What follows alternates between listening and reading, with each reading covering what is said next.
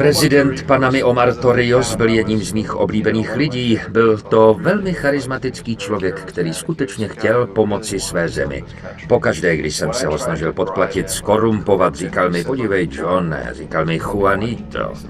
Podívej Juanito, já nepotřebuji peníze. To, co skutečně chci, je, aby se k mé zemi chovali férově. Chci, aby USA splatili to, co této zemi dlužíte, za všechnu tu destrukci, kterou jste způsobili.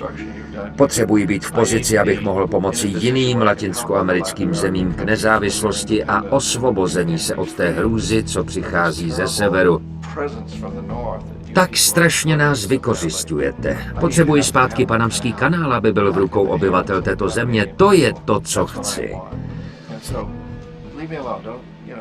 Povídá mi, nech mě, nesnaž se mě podplatit. Bylo to v květnu 1981 v době, kdy zavraždili Jaimeho Roldosa, prezidenta Ekvádoru. A Omar si toho byl dobře vědom, řekl, já budu pravděpodobně další na řadě, ale je to OK, protože jsem udělal, co jsem sem přišel udělat.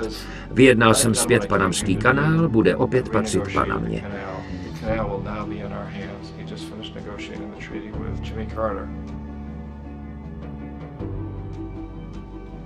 Právě tehdy dokončil dohodu s prezidentem USA Jimmy Carterem. V červnu toho roku Omar zahynul při zřícení letadla.